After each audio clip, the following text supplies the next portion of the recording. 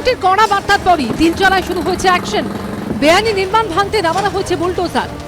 29A/1 জিজে খান রোডের যে পাশের বাড়িটি রয়েছে সেই বাড়িতেও বুলডোজ করে বুলডোজারের মাধ্যমে সেই বাড়িও কিন্তু ভাঙার প্রক্রিয়া শুরু করা হয়েছে।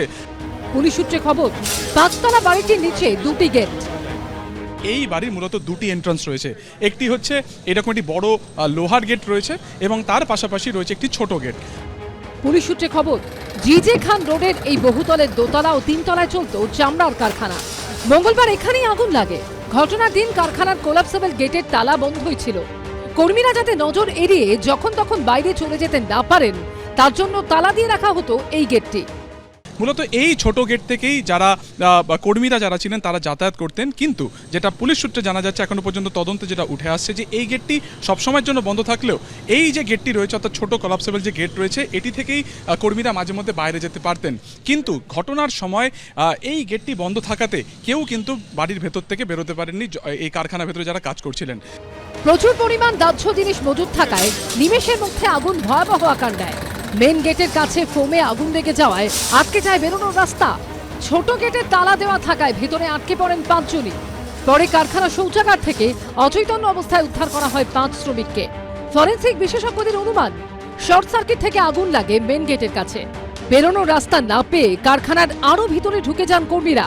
ধোঁয়া থেকে বাঁচতে কর্মীরা শৌচাগারে আশ্রয় নিলেও সেখানে দমবন্ধ হয়ে মৃত্যু হয় 2 জনের।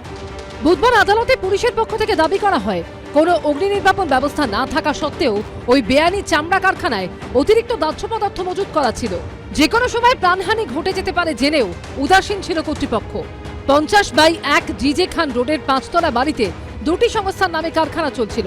কারখানায় আগুন লাগার পর দায়িত্ব না নিয়ে উল্টে পালিয়ে যায় কর্তৃপক্ষ। তদন্ত কমিটির রিপোর্টে উঠে আসে যে বাড়িতে কারখানা চলত এবং তার পাশের বিল্ডিং দুটোই অবৈধ। আমরা এতে জিরো টলারেন্সের নীতি নিচ্ছি। পৌর নগর উন্নয়ন সচিবকে নির্দেশ দেওয়া হয়েছে একদিনের মধ্যে ওই অবৈধ স্ট্রাকচার ভেঙে ফেলার জন্য।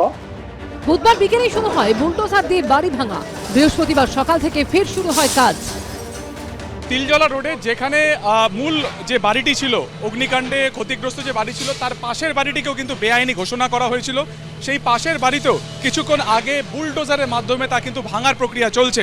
আজকে সকাল থেকে যে ছবি দেখা যায় যে সেখানে যে পরিবারগুলো ছিল সেই পরিবারকে সরানো হয়েছিল এবং সেই পরিবার সরে যাওয়ার পর বিকেলের পর থেকে কিন্তু সেখানে বুলডোজ করে পুরো যে বিল্ডিং রয়েছে তার একাংশ ভাঙার যে কাজ, সেই কাজ কিন্তু ইতিমধ্যে শুরু হয়েছে। দ্বিতীয় বাড়িটি ভাঙতেও ব্যবহার করা হয় বুলডোজার। অবৈধ বাড়ি ভাঙার কাজে যাতে কোনো সমস্যা না হয় তার জন্য এলাকায় মোতায়েন করা হয়েছে কেন্দ্রীয় বাহিনী ও পুলিশ। ওপরে হাই টেনশন লাইন গেছে, সেটাকে মাথায় রেখে কিন্তু ভাঙার যে কাজ সেটা চালাচ্ছে বুলডোজারের মাধ্যমে। এর পাশাপাশি বিল্ডিংয়ের ভেতরেও কিন্তু প্রচুর কর্মীরা গিয়েছেন কলকাতা পুরসভার। তারা ড্রিলিং মেশিনের মারফত, তারা হ্যামারের মারফত অর্থাৎ হাতুড়ি মারফত তারাও কিন্তু সেটা ভেতরের দিকে জানানোর চেষ্টা করছে। বিকেলে এলাকায় আসেন ভাঙড়ের আইএসএফ বিধায়ক নওশাদ সিদ্দিকী। স্থানীয় বাসিন্দারা ঘিরে ধরে তার কাছে অভিযোগ জানান। ঘটনাস্থলে ঢুকতে চাইলে বিধায়ককে বাধা দেয় পুলিশ। শুরু হয় তর্কাতর্কি। লাঠি উঁচিয়ে পুলিশ জমায়েত সরিয়ে দেয়। সুকান্ত মুখোপাধ্যায় ও আবির দত্ত রিপোর্ট, এবিপি আনন্দ, কলকাতা। এবিপি আনন্দ, এগিয়ে থাকে, এগিয়ে রাখে।